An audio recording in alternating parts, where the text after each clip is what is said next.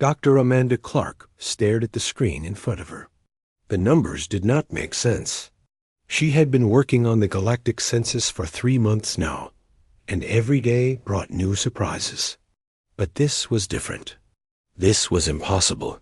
She sat in her small office aboard the research ship UCS Discovery. The ship floated in space near the edge of human territory. Around her, the walls hummed with the soft sound of life support systems. Coffee cups and data tablets covered her desk. She had not slept well in days. "Ryan, you need to see this." She called to her colleague in the next room. Dr. Ryan Mitchell walked in, carrying his own cup of coffee. He was a tall man with graying hair and tired eyes. Like Amanda, he had been working too many hours lately. The galactic census was the biggest project either of them had ever worked on. "What is it now?" Ryan asked.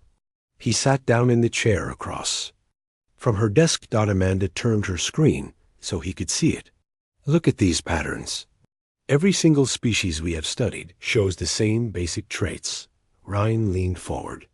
The screen showed a complex chart with hundreds of different alien species. Each species had been studied and cataloged by the Galactic Confederation.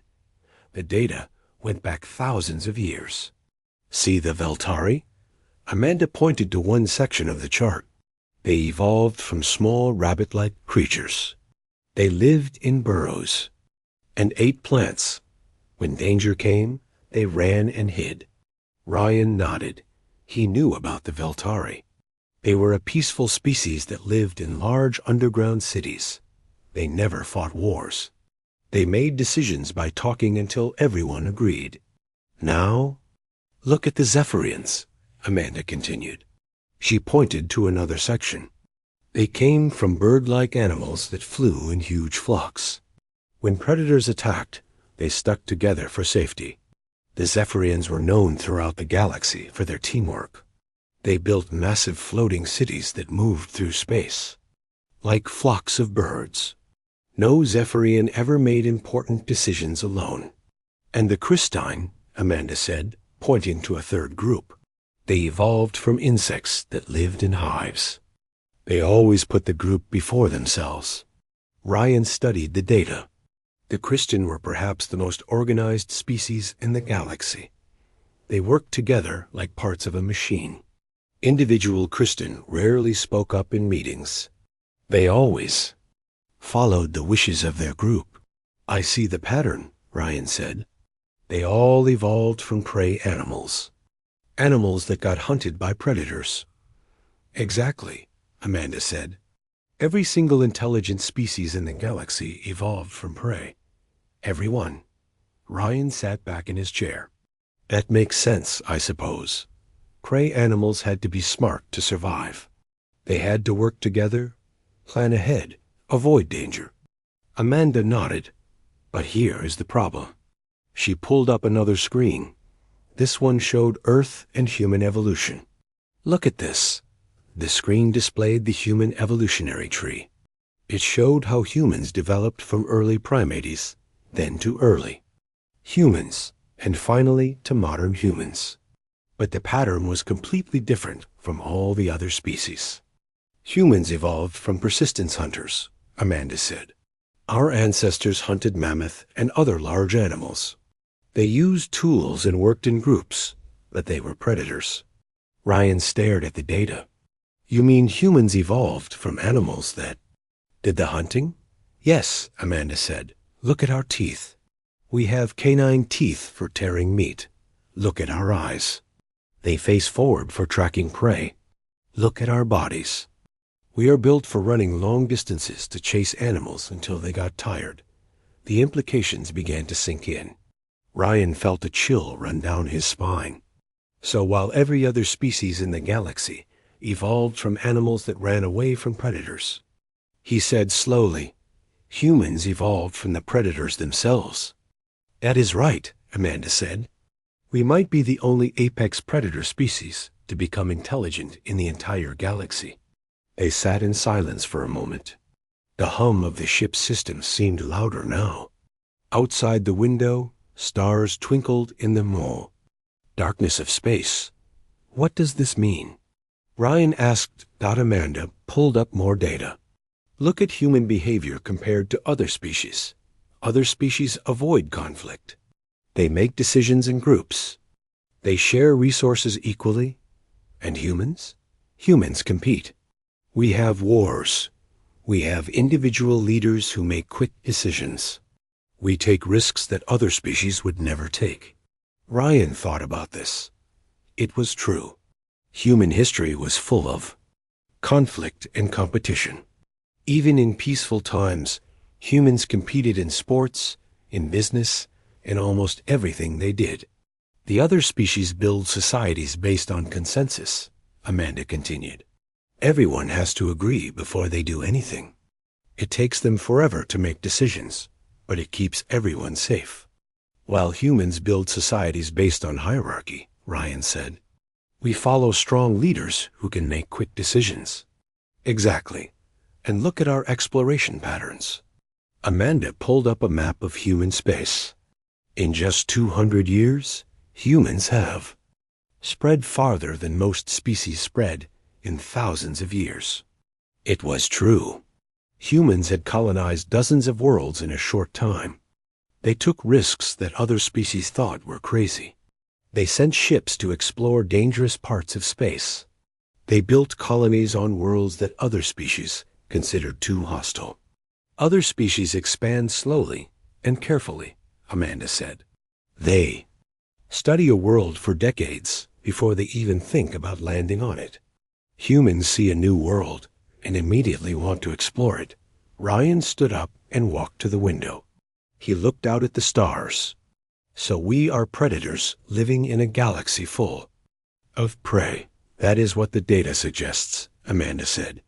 Every other species thinks like prey. They avoid danger, stick together, and try to stay safe. Humans think like predators. We look for opportunities, take risks, and compete with each other.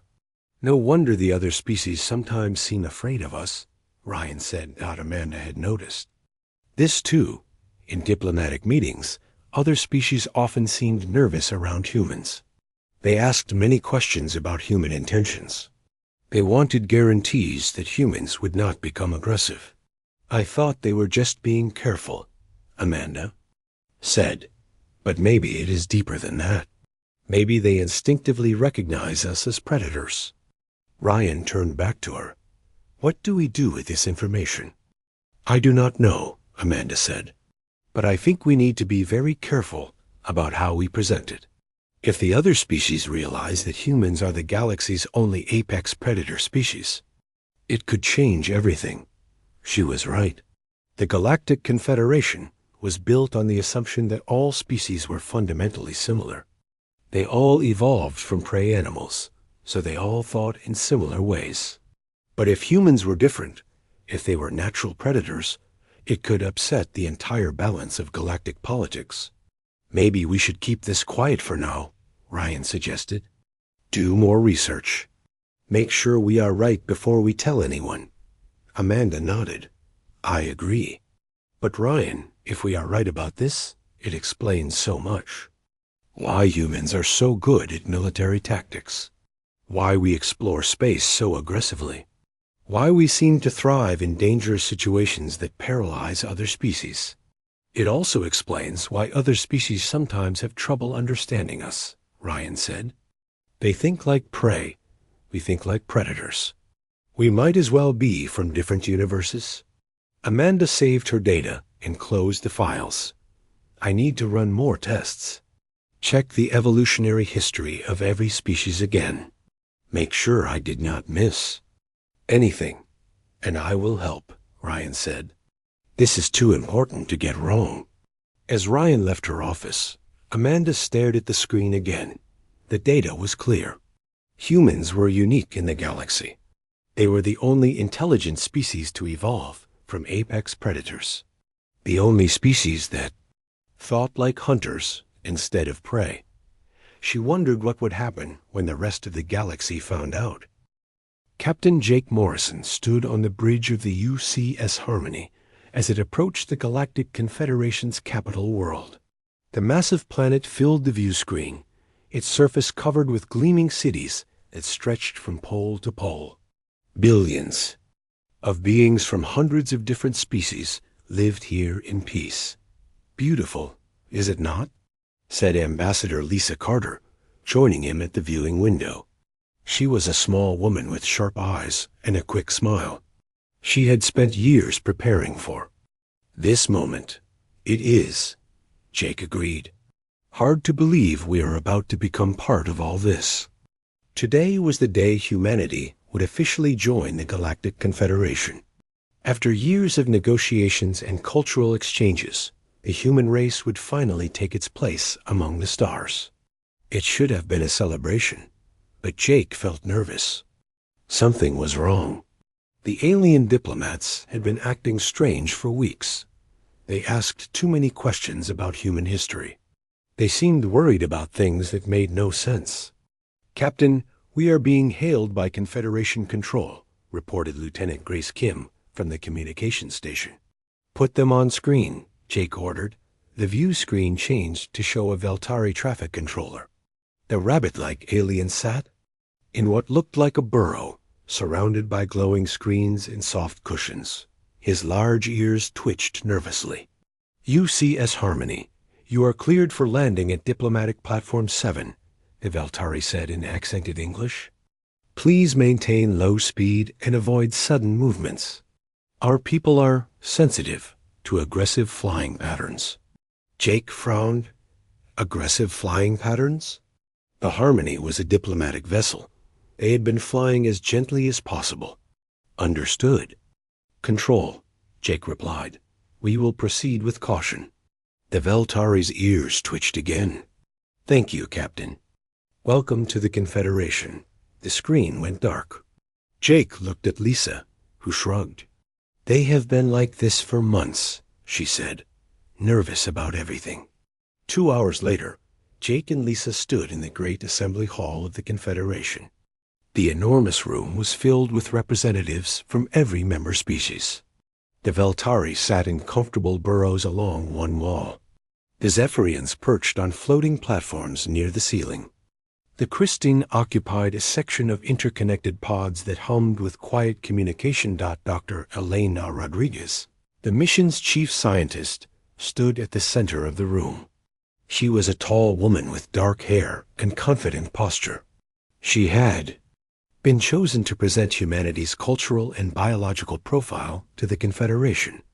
"Honored delegates," Elena began, "today we share with you the story of humanity's journey to the stars."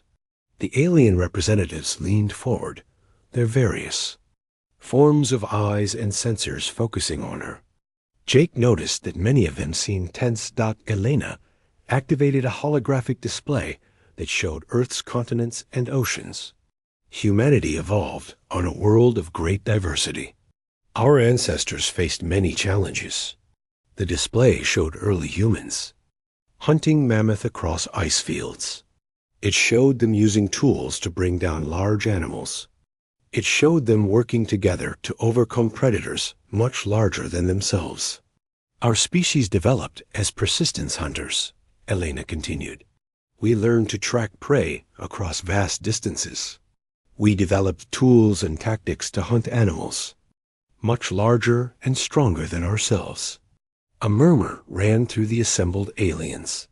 Jake saw several Veltari pull their ears back in what he recognized as a fear response. The Zephyrians fluttered their wings nervously. Elena seemed not to notice. Our forward-facing eyes gave us excellent depth perception for tracking prey. Our teeth evolved to process meat as well as plants. Our bodies became built for endurance running, allowing us to chase prey until it became exhausted. The murmur grew louder. Jake saw alien delegates whispering to each other in their various languages. The Christon pods began to glow brighter, a sign of agitation. "This evolutionary path shaped our psychology," Elena said. "Humans learned to think strategically, to plan attacks, to coordinate complex group hunting behavior. We developed leadership structures that allowed for quick decision-making in dangerous situations." Elder Thisp, The chief Veltari representative, suddenly stood up. His rabbit-like form was trembling. "Dr. Rodriguez, are you saying that humans evolved from predators?" Elena paused, confused by the reaction. "Yes, Elder Thisp. Human ancestors were apex predators on Earth. We hunted large game animals for survival." The great assembly hall erupted in noise. Delegates from every species began talking at once. Jake heard fear in their voices, even in languages he did not understand. Elder Thisp's voice cut through the chaos. "Your species was designed by evolution to kill. How can we trust you?" Elena looked shocked. "Elder Thisp, I do not understand. Humans have been peaceful in all our interactions with the Confederation." A Zephyrian delegate named Windsinger flapped her wings and spoke in a high musical voice. "All species in the Confederation evolved from prey animals. We understand each other because we all learned to avoid conflict, to work together for survival." "But you evolved from hunters," added a Christine speaker, whose words came out as a harmonic buzz. "Your instincts tell you to stalk, to kill, to dominate." Jake stepped forward.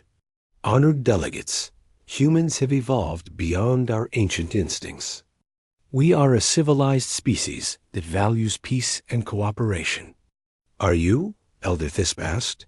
"Tell us about your wars." Lisa Carter moved to Elena's side. "Humans have had conflicts in our past, but we have learned from them. We have not had a major war in over a century." "But you still have armies," Windsinger pointed out. "You still train soldiers. You still build weapons." "For defense only," Jake said. "Every species needs some form of protection." The Christian speaker buzzed again. "We do not have armies. We have never needed them. When threatened, we flee or hide. We do not fight." Elena tried to regain control of the presentation. "Honored delegates, let me explain the benefits of human evolution. Our hunting background gave us excellent problem-solving skills. We learned to adapt to new environments quickly. We developed technology that allowed us to leave our planet and explore the galaxy." "To hunt new prey," Elder Thisp said quietly. "No," Elena said firmly. "To explore, to learn, to make contact with other intelligent species." Windsinger spoke again. "Your explorers carry weapons. Your ships have military escorts. Even your diplomatic vessel has defensive capabilities." Jake realized she was right. The Harmony had shields and light weapons, standard for any ship traveling through unknown space. But to prey-evolved species, even defensive measures might look threatening.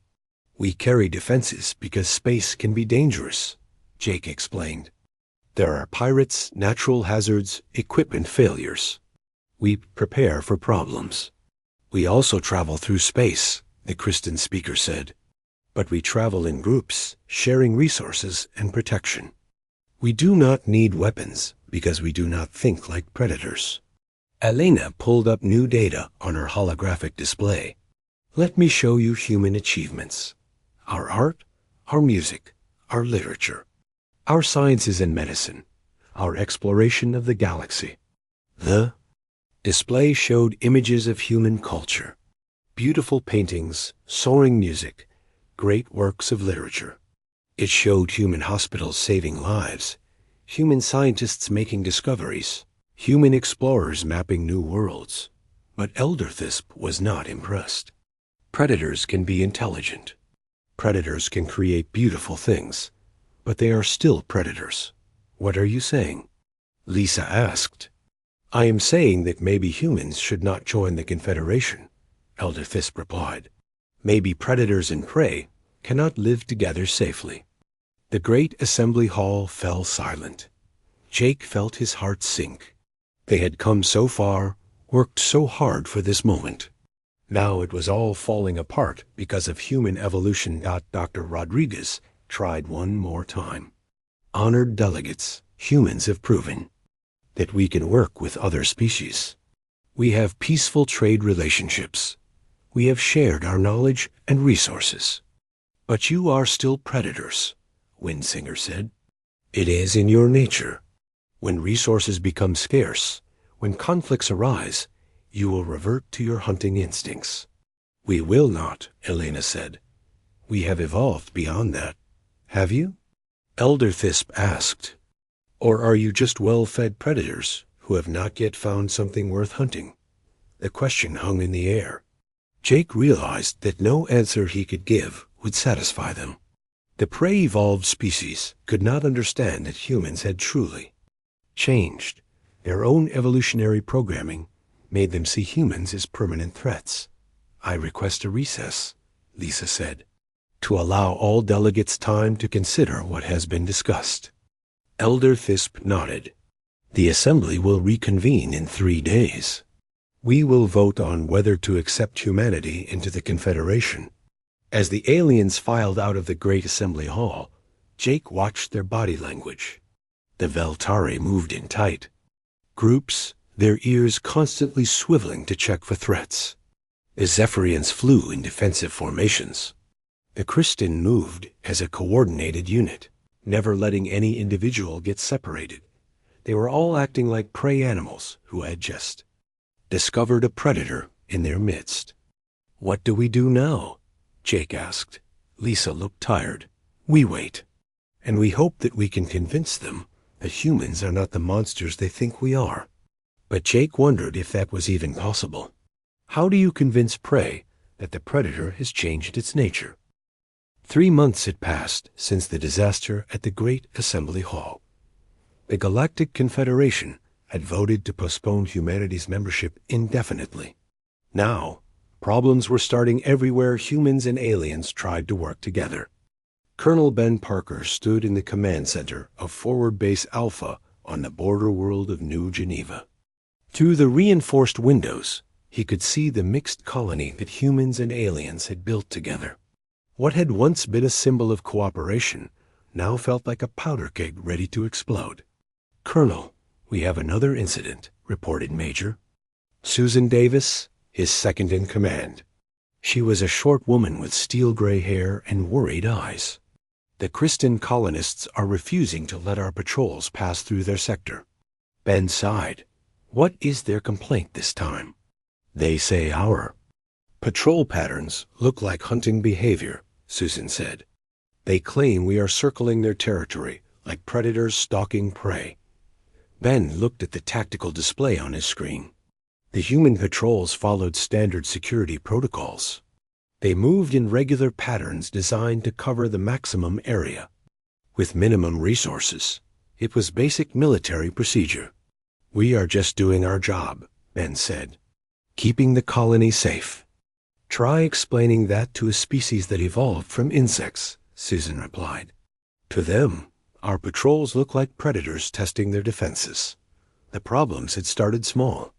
Alien workers would stop what they were doing when human soldiers walked.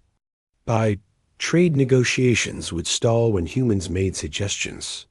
Even simple conversations became tense when humans and aliens tried to work together. Dr. Amanda Clark had been assigned to New Geneva to study the growing crisis. She worked with Dr. Corinne Hughes, a human expert on alien psychology. Together, they were trying to understand why the situation kept getting worse. The problem is instinctive, Amanda explained to Ben during their daily briefing. Prey animals have built-in responses to predator behavior. When they see something that looks like hunting, they cannot help but react with fear. But we are not hunting, Ben said. We are protecting them. Your brain knows that, Corinne added. But their brains do not. Millions of years of evolution tell them to run when they see predator behavior. Ben looked out at the colony again. The alien sectors were noticeably different from the human areas. The Veltari lived in underground tunnels with multiple escape routes. The Zephyrians built their homes on tall platforms with clear views in all directions. The Kristin constructed hive-like structures that allowed them to move without being seen. They are building defensive positions, Ben realized. They think we are going to attack them. Exactly, Amanda said. And the more defensive they become, the more threatening they appear to human instincts. It is a cycle that keeps getting worse. The crisis reached a breaking point the next day. Ben was reviewing security reports when his communicator crackled to life. "Colonel Parker, we have an emergency at the school," came the voice of Sergeant Tony Rodriguez. "You need to get here now." Ben grabbed his gear and ran. The mixed-species school was supposed to be the pride of New Geneva. Human and alien children learned together, playing and studying side by side. It was proof that the two types of species could coexist. When Ben arrived, he found chaos.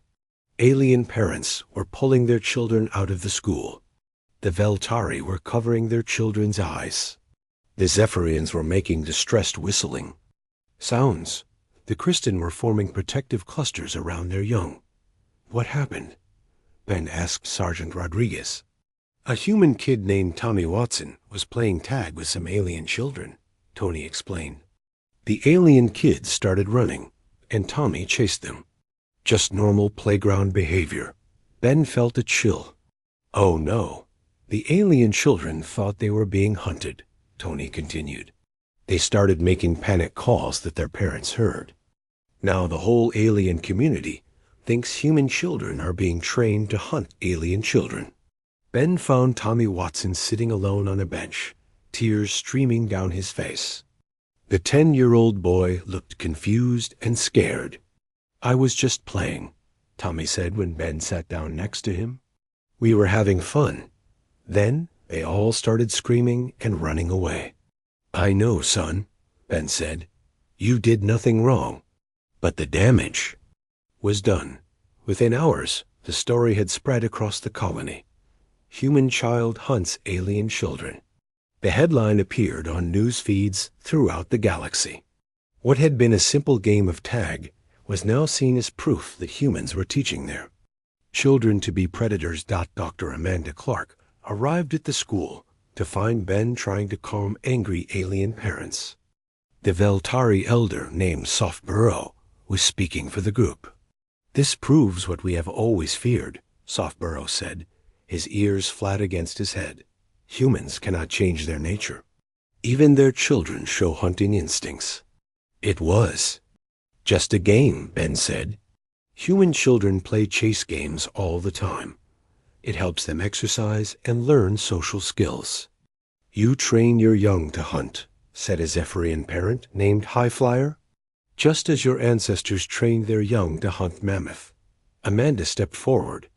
"Honored parents, human children do not hunt other children. The game of tag is about speed and agility, not predation." "But chasing is hunting behavior," Softborough replied. "Your child selected targets and pursued them. When they ran, he followed. This is exactly how predators behave." Ben realized that no explanation would work.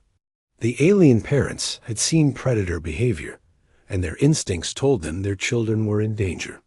Logic and reason could not overcome millions of years of evolutionary programming. "We will separate the children during playtime," Ben offered. "Human children will play in one area, alien children in another." "That is not enough," Highflyer said. "We cannot trust human children around our young. We cannot trust adult humans either." Over the following days, the situation got worse. Alien families started leaving the colony. Those who stayed began building walls and barriers to separate themselves from human areas. The Christines sealed their hive entrances. The Veltari dug deeper tunnels. The Zephyrians built their platforms higher. Ben found himself facing a military problem he had never trained for. How do you protect people who think you are the threat? "We could withdraw," suggested Major Davis during a strategy meeting. "Pull back our patrols, let the aliens police themselves." "That would leave them defenseless," Ben said. "This is a border world. There are pirates, raiders, hostile wildlife. They need protection." "But they will not accept protection from us," Amanda said. "To them, we look like the very thing they need protection from." The breaking point came when a group of Veltari colonists sent a message to the Galactic Confederation. They claimed that humans were preparing to attack the colony. They said human military exercises were actually preparation for hunting alien civilians. Ben read the message with disbelief. They think our defensive drills are attack training? From their perspective, humans gathering with weapons and practicing coordinated movements looks exactly like pack hunting behavior, Karen explained. They cannot tell the difference between military training and predator preparation. The Confederation's response was swift. They ordered all human military forces to withdraw from mixed colonies. They suspended all joint operations between human and alien forces. They began discussing the creation of separate zones for human and alien populations. Ben received his orders to evacuate Forward Base Alpha.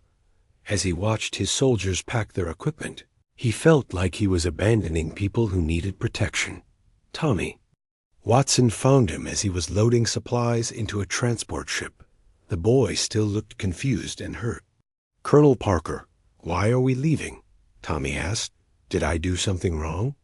Ben knelt down to the boy's level. No, Tommy, you did nothing wrong. Sometimes grown-ups make mistakes, and kids get caught in the middle. Will I ever see my alien friends again? Ben did not know how to answer that. The alien children had been Tommy's friends until their parents pulled them away. Now they were afraid of him.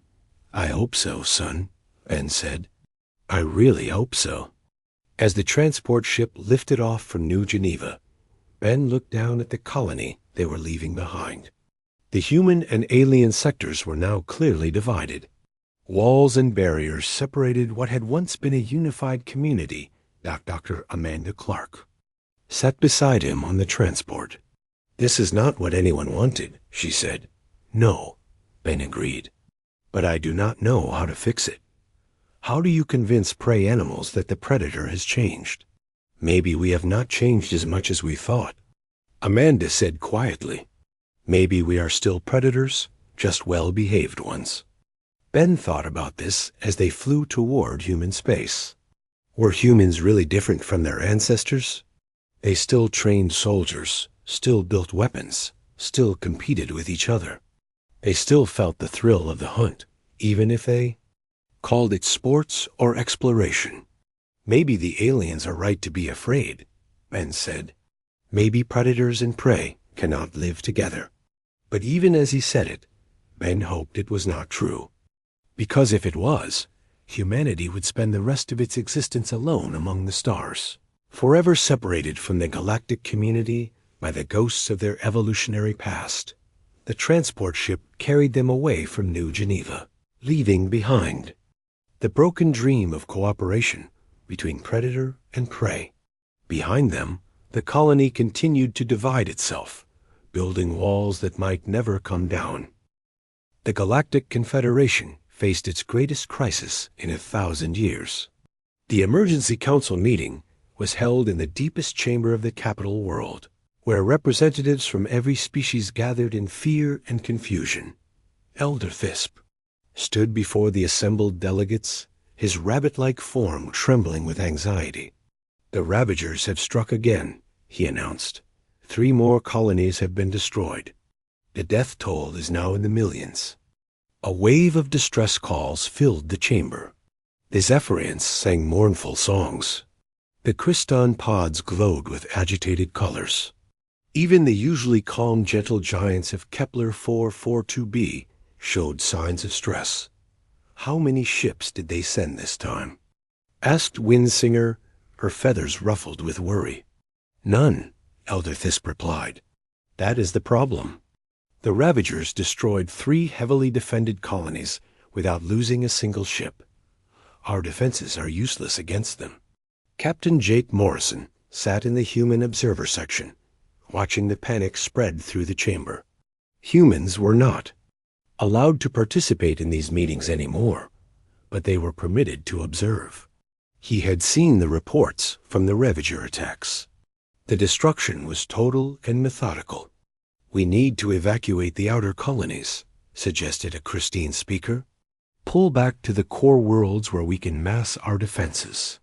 That would mean abandoning billions of civilians, Windsinger protested.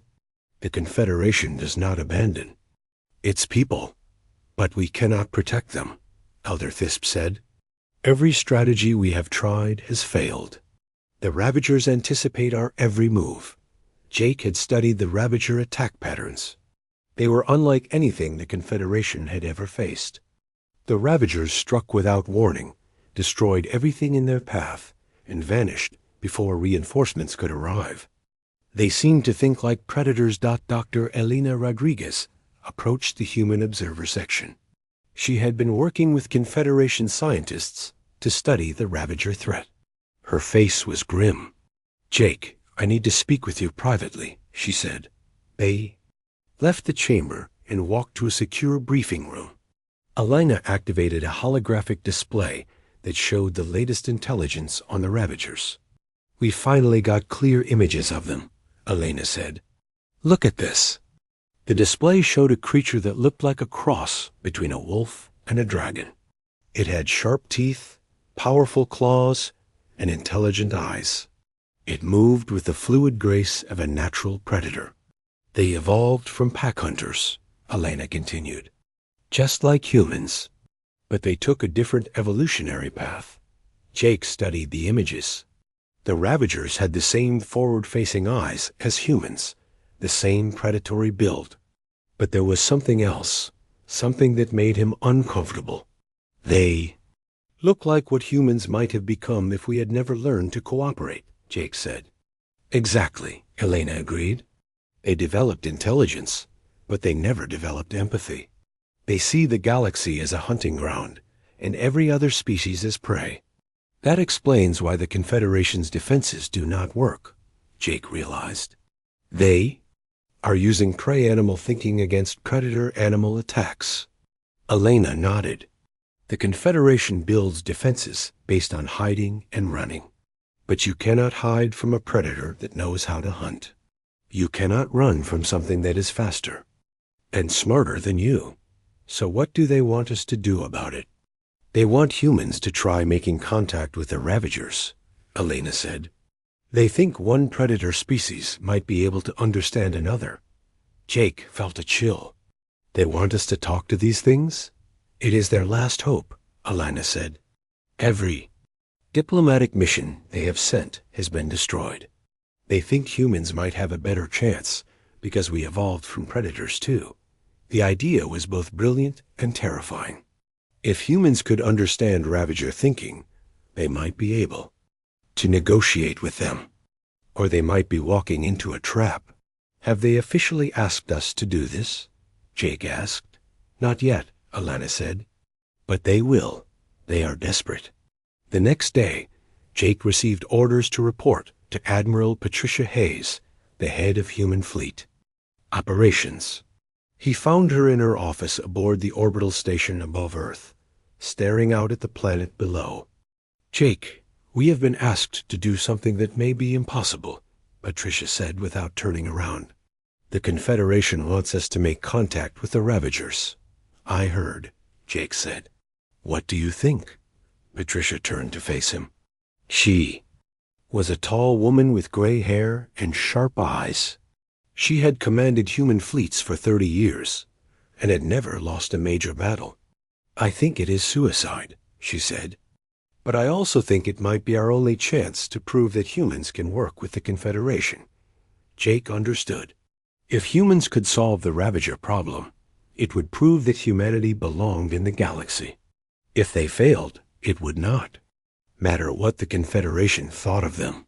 "What kind of mission are we talking about?" Jake asked. "Small, fast, and expendable," Patricia replied. "One ship, minimal crew, maximum stealth. Get in, make contact, and either negotiate or gather intelligence. And if the Ravagers attack, then we learn what we can before we die."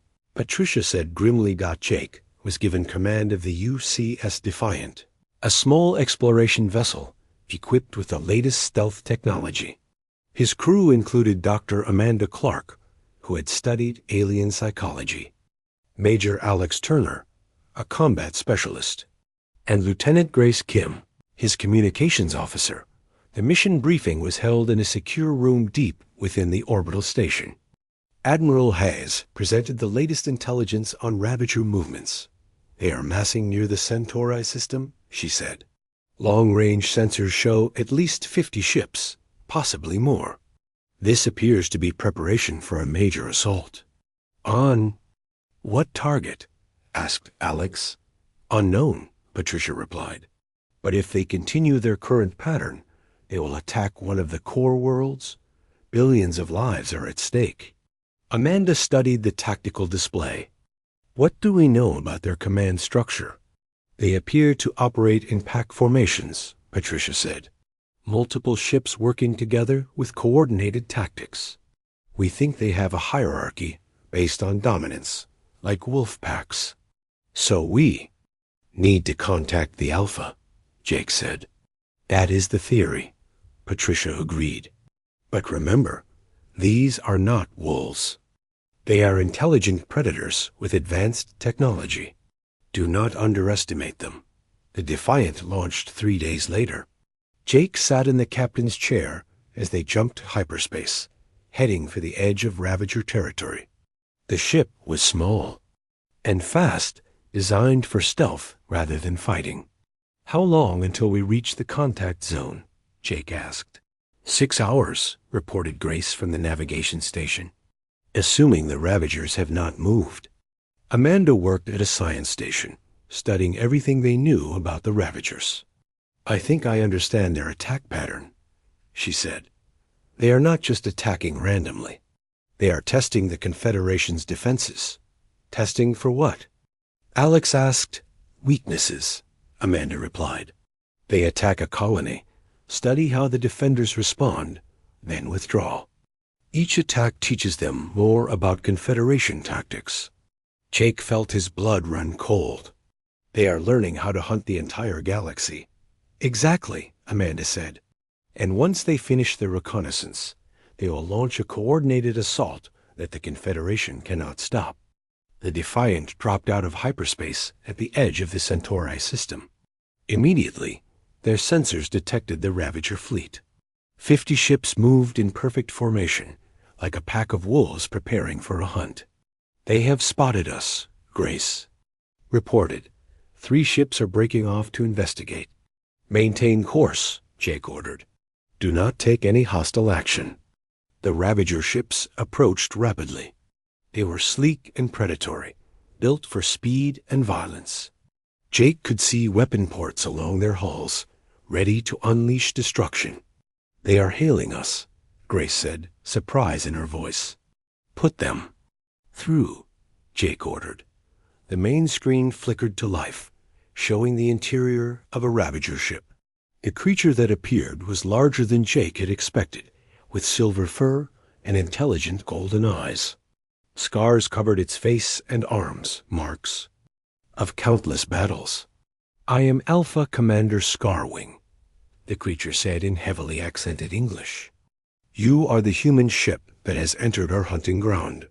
I am Captain Jake Morrison of the Human Confederation vessel Defiant, Jake replied. We come seeking dialogue. Scarwing laughed, a sound like breaking glass. Dialogue? The prey. Species sent you to talk. How amusing. We are not prey, Jake said carefully. Humans evolved from predators, just as you did. The laughter stopped. Scarwing leaned forward, studying Jake with new interest. Yes, I can smell it on you. You are hunters. But you work with prey animals. Why? Jake chose his words carefully. We learned that cooperation makes us stronger than hunting alone. Cooperation, Scarwing spat. You have gone soft. You have forgotten what it means to be a predator. Have we? Jake asked. Or have we learned to be smarter predators? Scarwing was silent for a moment. Come aboard my ship, human captain. Let us discuss this face to face. Alex immediately objected. Captain, that is suicide. We would be walking into their den. Maybe, Jake said. but it is why we came here." An hour later, Jake found himself aboard the Ravager flagship. The ship's interior was dark and filled with the scent of meat and metal. Ravager warriors watched him with hungry eyes as he was led to Scarwing's chamber. The Alpha Commander sat on a throne made from the bones of unknown creatures. Around the walls, trophies from conquered worlds gleamed in the dim light. "You are brave, human," Scarwing said, "or foolish. I have no." 2 weeks after Captain Jake Morrison's meeting with Alpha Commander Scarwing, the Ravager fleet moved toward the Confederation's core worlds. Every sensor array in the galaxy tracked their approach. Billions of beings watched in terror as the predators prepared to strike. Dr. Amanda Clark worked frantically in her laboratory aboard the orbital station above Earth. She had been developing something she called the Apex Protocol, a new way for predator and prey species to work together. But time was running out. "Amanda, how much longer do you need?" asked Admiral Patricia Hayes, standing in the doorway of the lab. "I do not know if this will work," Amanda replied, not looking up from her screens. "I am trying to create a framework that lets both types of species use their natural strengths." "Explain it to me," Patricia said. Amanda activated a holographic display that showed both human and alien behavioral patterns. Prey species are excellent at cooperation, resource sharing, and long-term planning, but they freeze up when faced with immediate threats. And predator species? We are good at quick decisions, aggressive action, and tactical thinking, but we sometimes act without considering long-term consequences. Patricia studied the display. "So you want to combine these strengths?" "Exactly," Amanda said. "Let prey species handle strategy and logistics. Let predator species handle tactics and immediate threats. Use both sets of instincts instead of fighting against them." The idea was revolutionary. For thousands of years, the Confederation had tried to suppress all aggressive instincts. Now Amanda was suggesting they embrace predatory behavior but channel it in constructive directions. "Will the Confederation accept this?" Patricia asked. "They will have to," Amanda said. "It is their only chance against the Ravagers." Meanwhile, General Patricia Hayes met with Elder Thisp in the Confederation's military command center. The rabbit-like alien looked exhausted and frightened. Reports of the approaching Ravager fleet had sent panic through every prey-evolved species. "General Hayes, we need human help," Elder Thisp said without preamble. "Our military leaders cannot think like the Ravagers. We need predators to fight predators." Patricia nodded. "We are ready to help, but we need full cooperation from all Confederation species." "You will have it," Elder Thisp promised. "Tell us what you need." "First, we need to stop thinking like prey," Patricia said. "That means no more hiding, no more running, no more waiting for the enemy to make the first move." Elder Thisp's ears flattened against his head.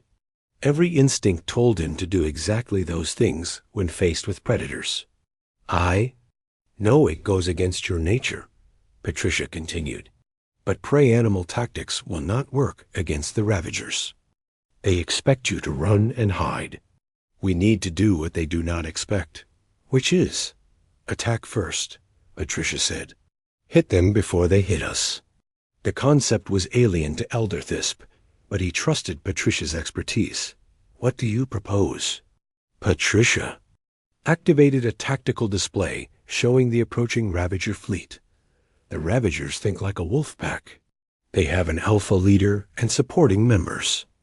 If we can challenge their alpha to single combat, we might avoid a massive battle. "Single combat?" Elder Thisp was horrified. "That is barbaric." "It is predator behavior," Patricia corrected. "And sometimes you have to think like a predator to defeat one."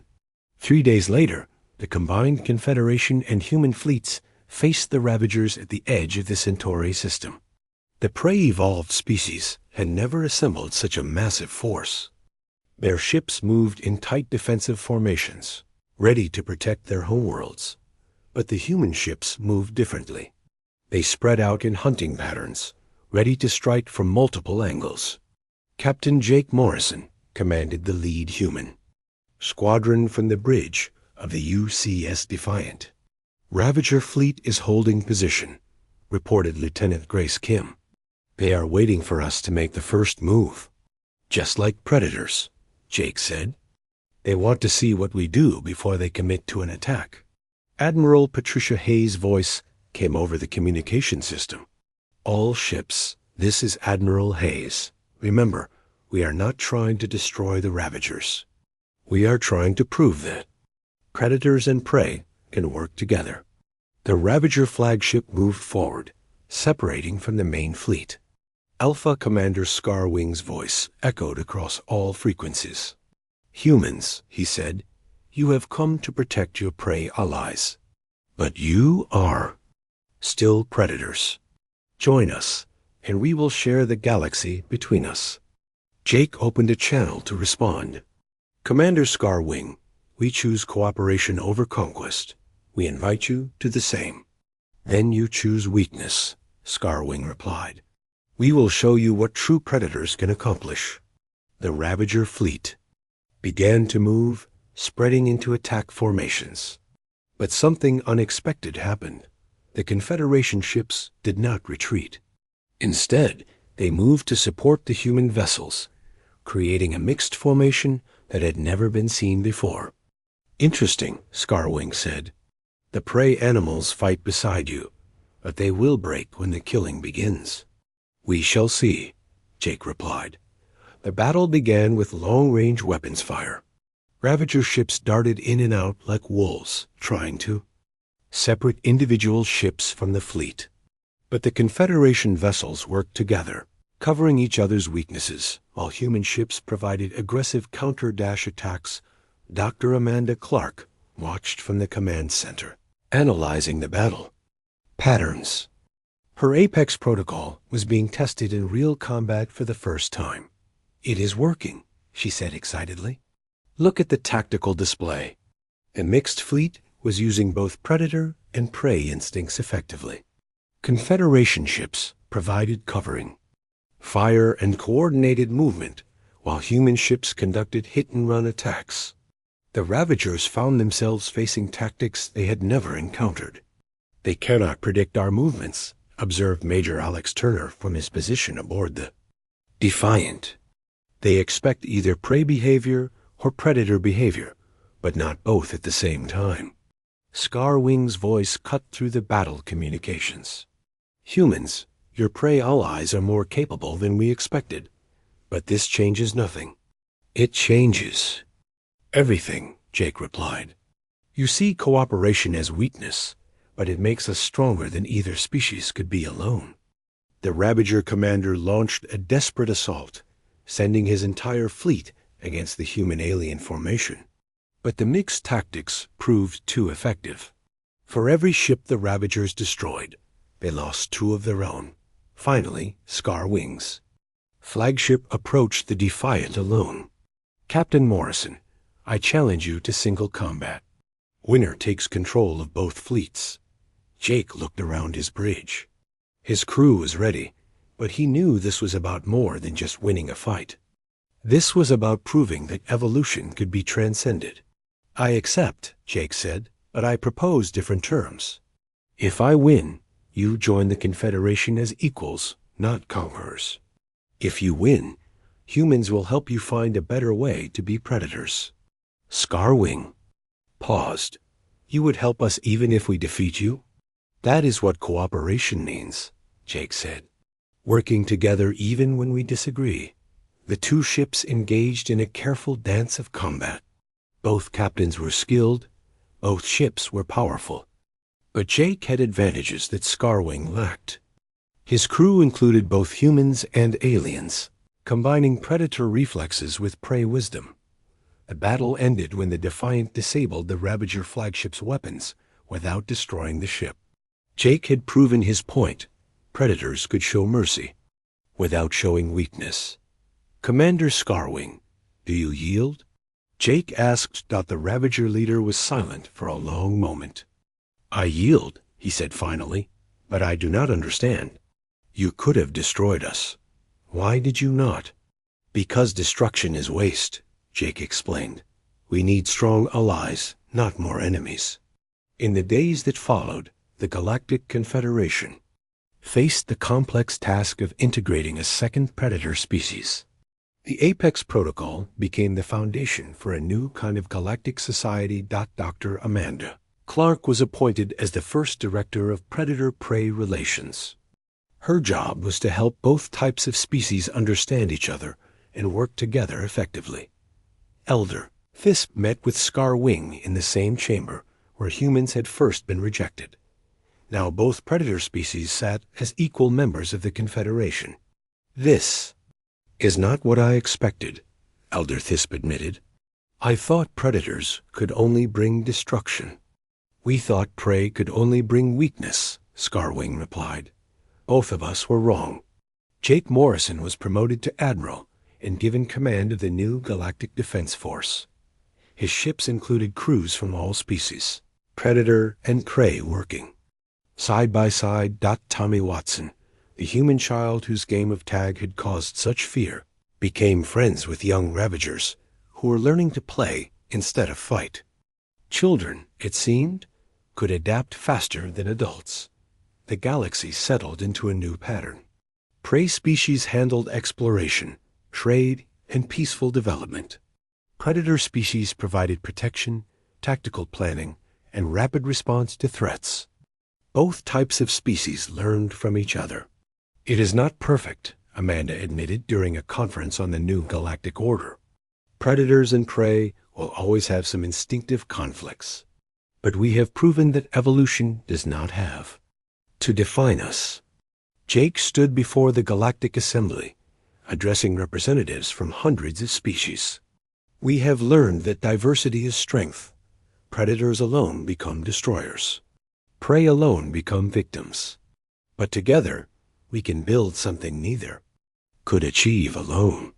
The Ravagers found new purpose as guardians of the galaxy's borders. They hunted pirates and